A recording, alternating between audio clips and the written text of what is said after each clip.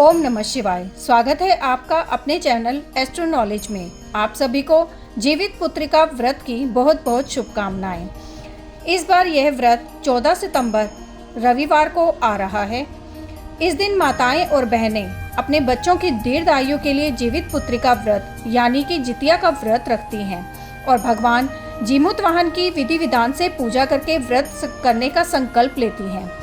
हर साल अश्विन मास में कृष्ण पक्ष की सप्तमी वृद्धा अष्टमी तिथि में यह व्रत किया जाता है। इस व्रत में भगवान जीमूतवाहन की पूजा होती है और उनकी व्रत कथा का पाठ किया जाता है। मान्यता है कि इस कथा का पाठ करने से बच्चों की आयु लंबी होती है और साथ ही उनका जीवन राजा के समान बीतता है। इसी उद्देश्य से आइए आज की कथा का श्रवण करते हैं। आइए आज की कथा आरंभ करते हैं।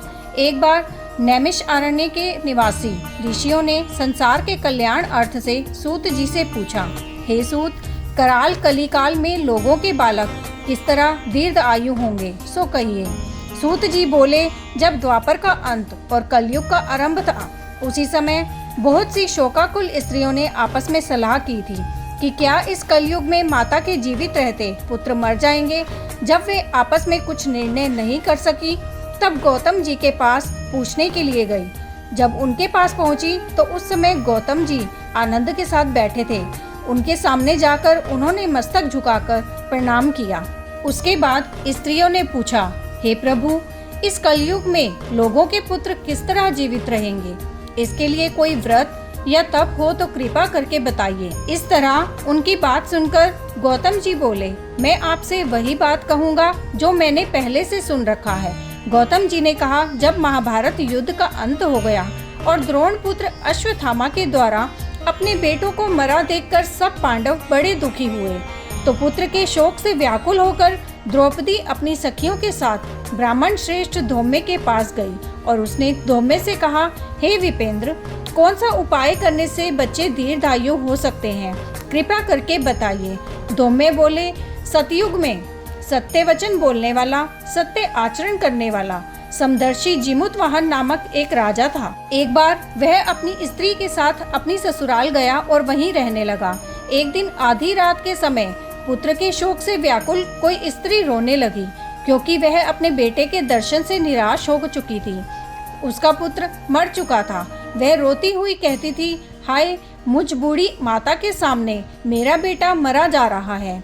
उसका रुदन सुनकर राजा जीमूतवाहन का तो मानो हृदय विदीर्ण हो गया। वह तत्काल उस स्त्री के पास गया और उससे पूछा, तुम्हारा बेटा कैसे मरा है?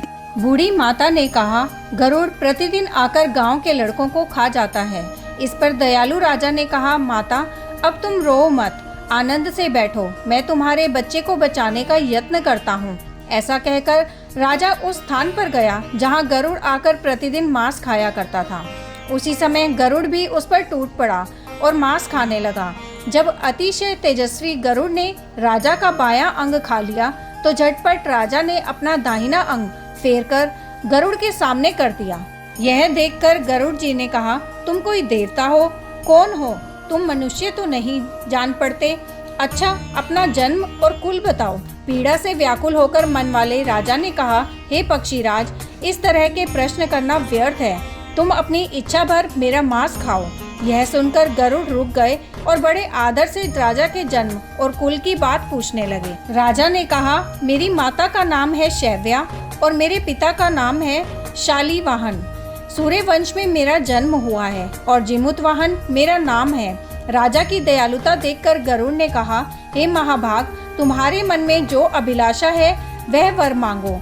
राजा ने कहा, यदि आप मुझे वर दे रहे हैं तो यह वर दीजिए कि आपने अब तक जिन प्राणियों को खाया है वे सब जीवित हो जाएं। हे स्वामी, अब से आप यहाँ बालकों को ना खाएं और कोई ऐसा उपाय करें कि जहाँ जो उत्पन्न हो वे लोग बहुत दिनों तक जीवित रहें। धौम्य ने कहा कि पक्षीराज गरुड़ राजा को वरदान देकर स्वयं अमृत के लिए नागलोक चले गए।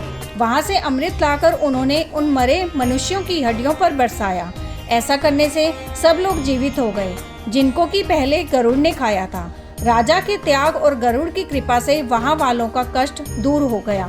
उस समय राजा के शरीर की शोभा दुगनी हो गई थी। राजा की दयालुता देखकर गरुड़ ने फिर कहा, मैं संसार के कल्याणार्थ एक और वरदान दूंगा। आज अश्विन कृष्ण सप्तमी से रहित शुभ अष्टमी तिथि है। आज ही तुमने यहाँ की प्रजा को जीवन दान दिया है। हे वत्स, अब से यह दिन ब्रह्म भाव हो गया है, जो मूर्ति भेद से विविध नामों से विख्यात है। वहीं त्रैलोक्य से पूजित दुर्गा अमृत प्राप्त करने के अर्थ में जीवित पुत्रिका कहलाई है। सो इस तिथि को जो स्त्रियां उस जीवित पुत्रिका की और कुश की आकृति बनाकर तुम्हारी पूजा करेंगी तो दिनों दिन उनका सौभाग्य बढ़ेगा और वंश की भी वृद्धि होगी। हे महाभाग, इस विषय में विचार करने की भी आवश्यकता नहीं है। हे राजन, सप्तमी से रहित और उदया तिथि की अष्टमी को व्रत करें, यानी सप्तमी विद्ये अष्टमी जिस दिन हो उस दिन व्रत न कर शुद्ध अष्टमी को व्रत करें और नवमी में पारण करें। यदि इस पर ध्यान न दिया गया तो फल नष्ट हो जाएगा और सौभाग्य तो अवश्य ही नष्ट हो जाएगा। जिमुत वाहन को इस तरह का वरदान देकर गरुड़ वैकुंठ धाम को चले गए और राजा भी अपनी पत्नी के साथ अपने नगर को वापस चले आए। धौम्य द्रौपदी से कहते हैं, हे देवी, मैंने यह अतिशय दुर्लभ व्रत तुमको बताया है। इस व्रत को करने से बच्चे दीर्घायु होते हैं। हे देवी, तुम भी पूर्वोक्त विधि से यह व्रत और दुर्गा जी का पूजन करो तो तुम्हें अभिलाषित फल प्राप्त होगा। मुनिराज, धौम्य की बात सुनकर द्रौपदी के हृदय में एक प्रकार का कौतूहल उत्पन्न हुआ और पूर्वासिनी स्त्रियों को बुलाकर उनके साथ यह उत्तम व्रत किया। गौतम ने कहा, यह व्रत और इसके प्रभाव को किसी एक चील ने सुन लिया और अपनी सखी सियारिन को बतलाया। इसके बाद पीपल वृक्ष की शाखा पर बैठकर उस चील ने और उस वृक्ष के घोंसले में बैठकर सियारिन ने भी व्रत किया।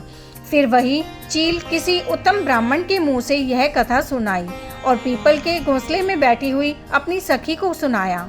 सियारिन ने आधी कथा सुनी ही थी कि उसे भूख लग गई और वह उसी समय शव से भरे शमशान में पहुंची। वहां उसने इच्छा भर मांस का भोजन किया और चील बिना कुछ खाए पिए ही रह गई और सवेरा हो गया। सवेरे वह गौशाला में गई और वहां गौ का दूध पिया। इस तरह नवमी को उसने पारण किया। कुछ दिनों बाद वे दोनों मर गई और अयोध्या में किसी धनी व्यापारी के घर में जन्मी। संयोग से उन दोनों का जन्म एक ही घर में हुआ, जिसमें सियारिन बड़ी थी और चीन छोटी। वे दोनों सभी शुभ लक्षणों से युक्त थी, इसलिए बड़ी लड़की काशीराज के और छोटी उसके मंत्री के साथ अग्नि के सामने विधि पूर्वक ब्याई गई। पूर्व जन्म के कर्म फल से वह मृगनयनी रानी हुई। जिस किसी भी संतान को उत्पन्न करती वह मर जाती थी और पूर्व जन्म की बातों को स्मरण करने वाली मंत्री की पत्नी ने अष्ट वसुओं से सदृश तेजस्वी 8 बेटे उत्पन्न किए और सभी जीवित रह गए। अपनी बहन के पुत्रों को जीवित देखकर ईर्ष्यावश राजपत्नी ने अपनी स्वामी से कहा कि यदि तुम मुझे जीवित रखना चाहते हो तो इस मंत्री के सभी पुत्रों को उसी जगह भेज दो जहां मेरे बेटे गए हैं, अर्थात इन्हें मार डालो। यह सुनकर राजा ने उस मंत्री के पुत्रों को मारने के लिए कई प्रकार के षड्यंत्र किए, पर मंत्री पत्नी ने जीवित पुत्रिका के पुण्य बल से बचा लिया।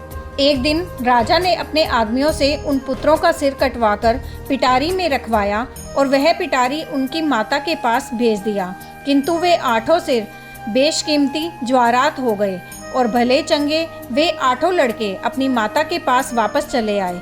उनको जीवित देखकर राजपत्नी को बड़ा विस्मय हुआ।